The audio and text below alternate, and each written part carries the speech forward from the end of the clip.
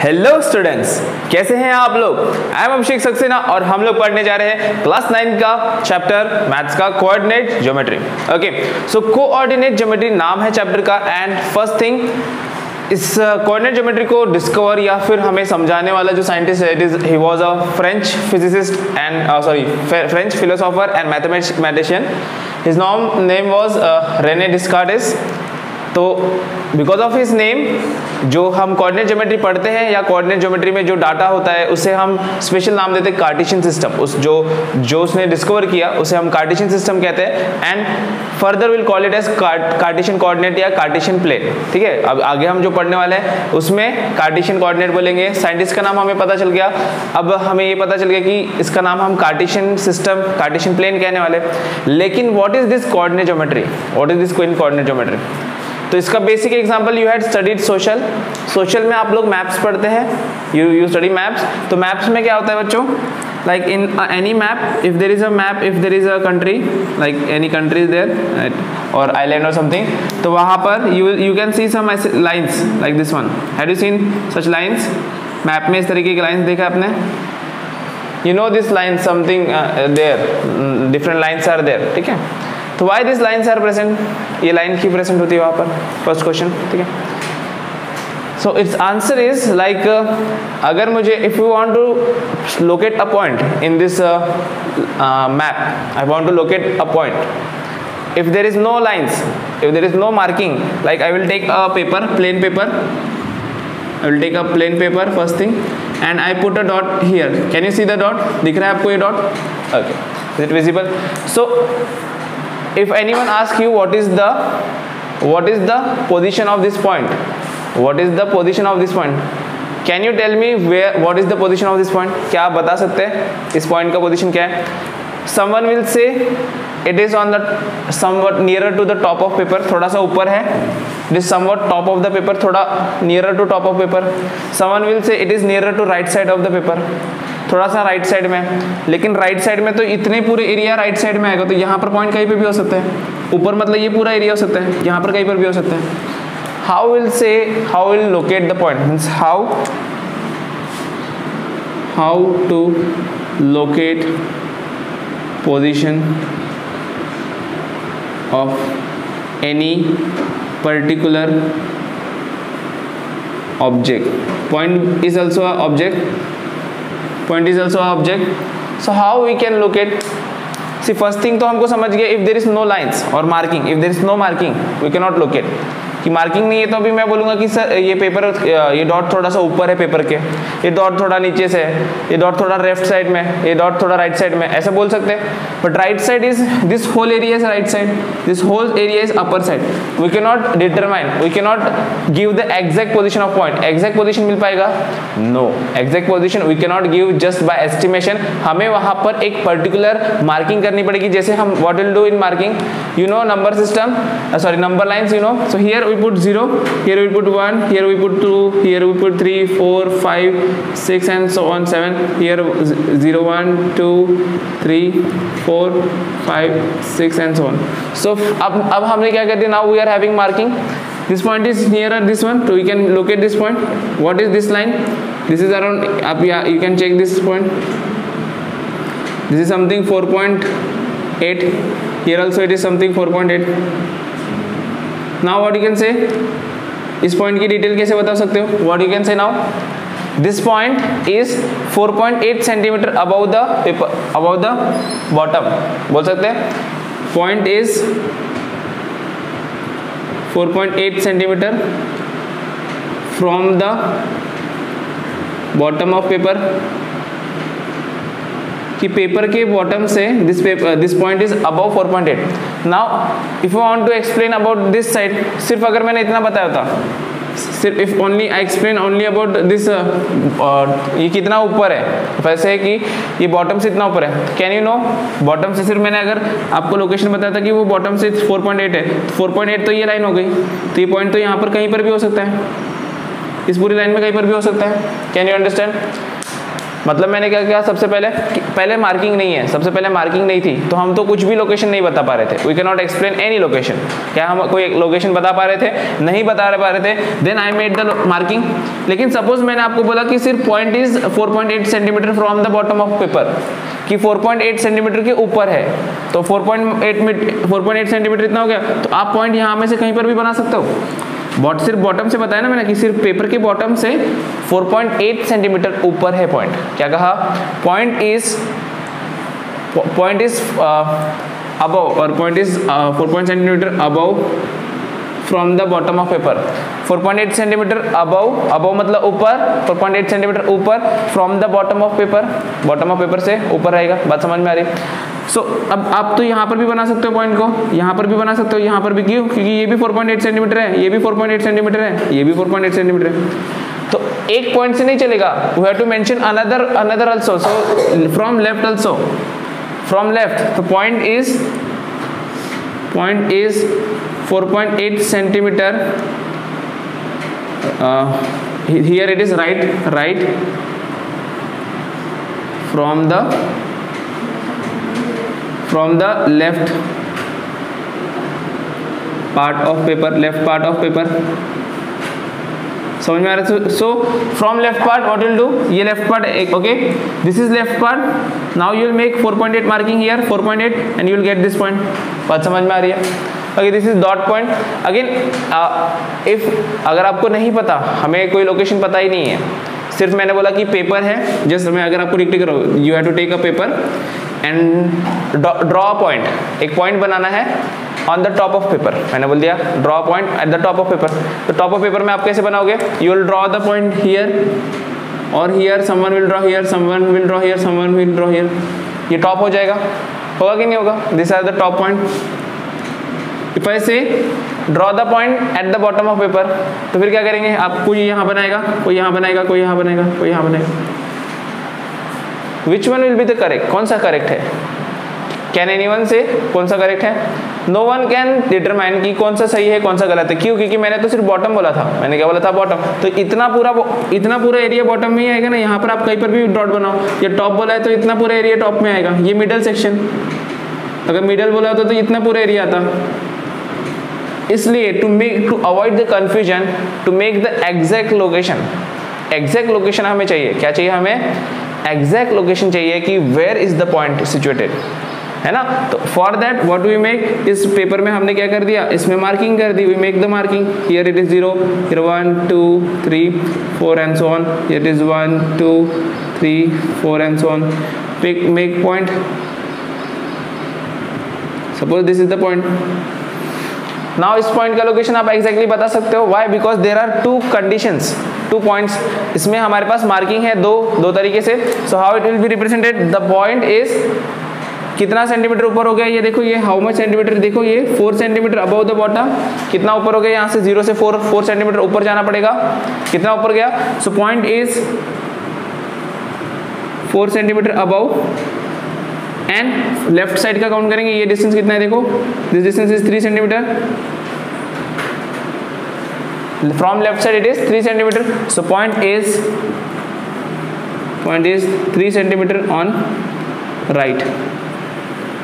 बात समझ में आ रही है? Can you understand this point? ये मैंने अब डॉट से बताया, बेंचेस से भी हम पढ़ेंगे, but first write this down, इसको लिख लो, क्योंकि because this one is about dot में in a paper how we determine the position of a point. एक पेपर में हम पॉइंट की लोकेशन कैसे डिटरमाइन करते हैं। इसके बाद में आपके क्लासरूम में आपके बेंचेस है, तो how you determine the location of student, that you will understand. So first write this down, then we will discuss about that point. ठीक है। So we are talking about the position of a point. लेकिन position of point का हमें क्या मतलब है ना बच्चों? मतलब पोजीशन ऑफ पॉइंट निकाल के हम करेंगे क्या? तो देखो, अगर हम इसको आपके क्लासरूम में अप्लाई करते हैं, क्लासरूम में कैसे अप्लाई करते हैं? देखो, क्लासरूम में अगर हम अप्लाई करते हैं इस कोऑर्डिनेट ज्योमेट्री को, तो क्या होगा? सपोज ये आपका क्लासरूम है, जैसे इमेजिन कि ये आपका क्लासरूम है। तो क्लासरूम में क्या होता है? कॉलम्स होंगे, आपके बेंचेस के कॉलम होंगे इस तरीके से। सपोज कॉलम है, फर्स्ट कॉलम, इसको कॉलम्स कहते हैं हम, सेकंड कॉलम, थर्ड कॉलम। ये क्या होता है? कॉलम्स। इसे क्या कहते हैं हम? Column. First column, second column, third column. बात समझ में आ रही है क्या? कॉलम कैसे होते हैं? जो वर्टिकल होते हैं उसको हम कॉलम्स कहते हैं। बात समझो, verticals are column, first column, second column. इसी तरीके से बेंच अरेंजमेंट होता है आपकी क्लास में, इसी तरीके से अरेंजमेंट होता है बेंचेस का आपके क्लासरूम में। देन बेंचेस में अरेंजमेंट के बाद फिर बेंचेस हम लगा सकते हैं यहाँ पर फर्स्ट बेंच की रो, ये फर्स्ट बेंच हो गई तो ये फर्स्ट रो, ये सेकेंड, ये थर्ड, फोर्थ एंड ये फिफ्थ, इस तरीके से होगा। दिस आर द रोज, याद रखना ये क्या है, रोज। मतलब ये जो स्ट्रेट होता है, मतलब columns are vertical, column vertical मतलब ऐसा, सी वर्टिकल मतलब जो ऐसे होते हैं सीधा, और रोज आर हॉरिजॉन्टल। इसको क्या कहते हैं हम, रोज आर हॉरिजॉन्टल। बात समझ में आ रही क्या, हॉरिजॉन्टल मतलब इस तरीके से। अब यहां पर मैंने सिर्फ 3 कॉलम्स लिए। सपोज आपका फ्रेंड यहां बैठता है, ए यहां पर बैठता है, ए यहां पर बैठता है, और मुझे ए की पोजीशन डिनोट करनी है। हाउ विल डिटरमाइन, ए का पोजीशन कैसे बताऊंगा बच्चों में, ए का पोजीशन कैसे बताऊंगा, देखो तो स्टूडेंट ए सिट्स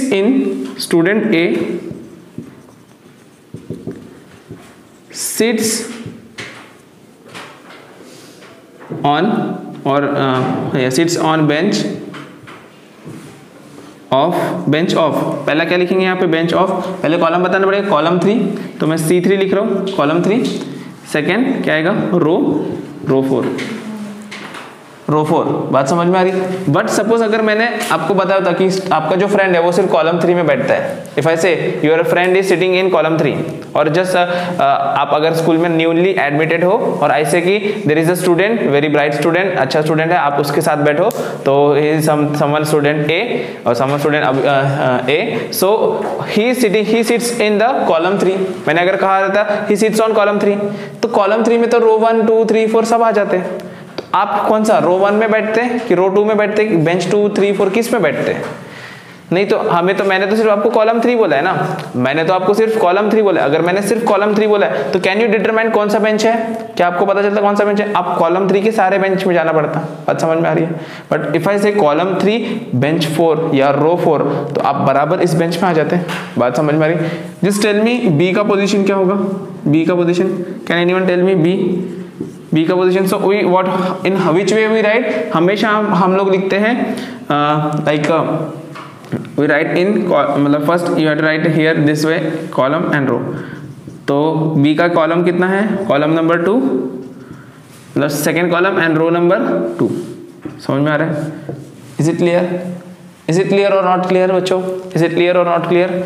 ये बात क्लियर हुई। So this is about student. ये तो प्रैक्टिकल एग्जांपल, जैसे डॉट का मैंने बताया था कि ये देखो, अगर आपका क्लासरूम एक पेपर होता, उसमें एक आपको पॉइंट दिया होता, तो उसमें आपको इस तरीके से नंबर्स पता होने चाहिए थे, लोग मार्किंग पता होनी चाहिए थी कि फर्स्ट कौन से कॉलम में है, कौन से रो में है। बात समझ में आ रही? Why I am talking about this coordinate, because इस कोऑर्डिनेट ज्योमेट्री में हम यही पढ़ने वाले हैं कि हमारे पास जो पेपर होता है, या हम कभी मैथमेटिकल इक्वेशन सॉल्व करते हैं या पॉइंट डिनोट करते हैं, तो how we get the position of that point, उस पॉइंट का पोजीशन हम कैसे बनाएंगे। चलो ये एक एग्जांपल हुआ। एक और एग्जांपल है थर्ड नंबर। चलो जैसे कि आप लोग कोई नई सिटी में गए हो, एक नई सिटी में गए हो और आप एक अपने रिलेटिव का घर ढूंढ रहे हो। You went to some new place, you want to go to some new someone's house.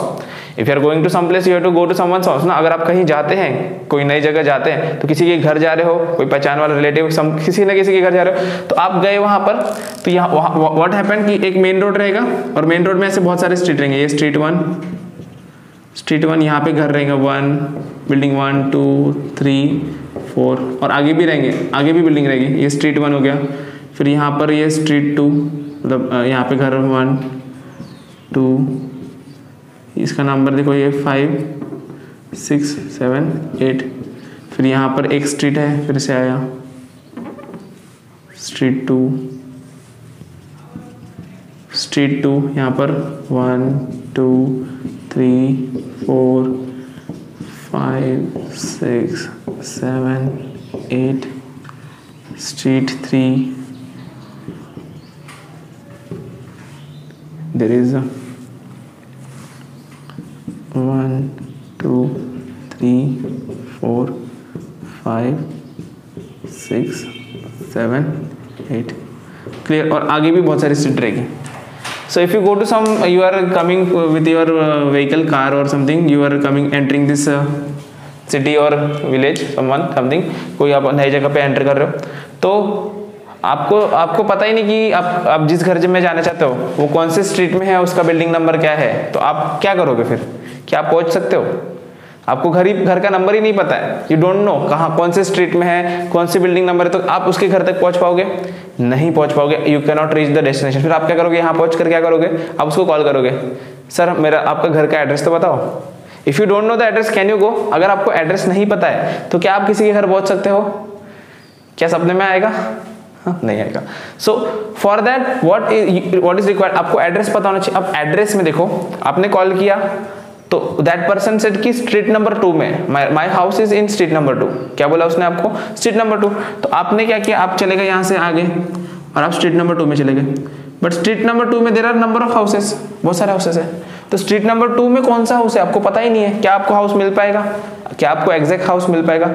नहीं मिल पाएगा। आपको फिर हर एक घर में जाना पड़ेगा। आप एक घर में जाओगे, फिर सेकंड घर में जाओगे, फिर थर्ड घर में, हर एक घर में जाओगे। Is it good? हर एक घर में जाना पसंद आएगा आपको? हर घर में जाके पूछोगे आप क्या यहाँ मेरा दोस्त रहता है, क्या आप कौन है आप, क्या आप हर घर में जाओगे? नहीं। सो फॉर दैट एक तो पहला पॉइंट है कि आपको एक स्ट्रीट नंबर पता होना चाहिए था। Second house number, if I से कि हाउस नंबर 7 है, इफ आई से हाउस नंबर 7 है, तो आप डायरेक्टली गाड़ी से you will went to house number 7। तो exact location, for exact location you require at least, for exact location two things must be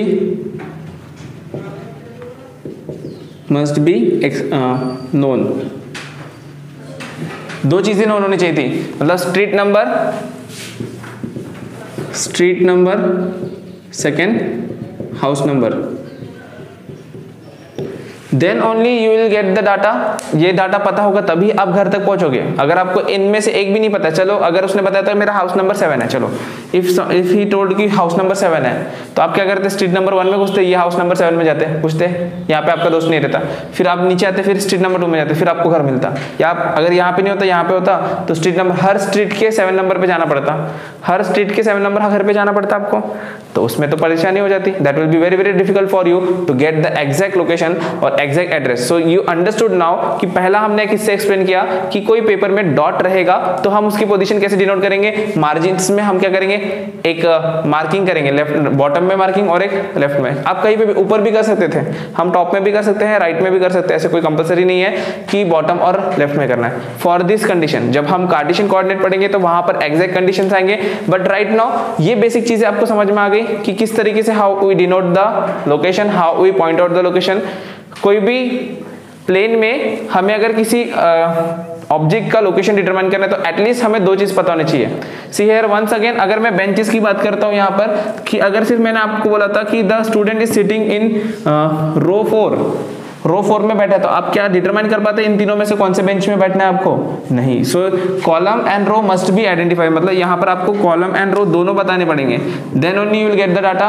here also street number and house number is to be identified. ठीक है, तो ये बात आपको समझ में आ गई। लोकेशन डिटरमाइन करने के लिए आपको दो कंडीशंस डिटरमाइन करने पड़ते हैं। Is it clear or not clear?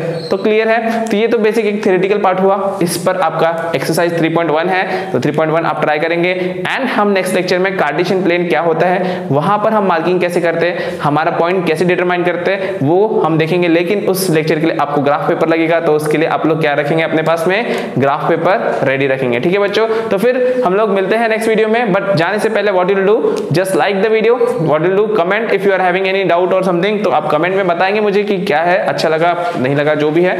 Then subscribe the channel, that is most important part, with the sharing of the video, sharing with the friends, family and relative, सबको share करेंगे। why? because 8th class to 12th class सारे videos I am uploading. ठीक है बच्चों, तो फिर मिलते हैं नेक्स्ट वीडियो में।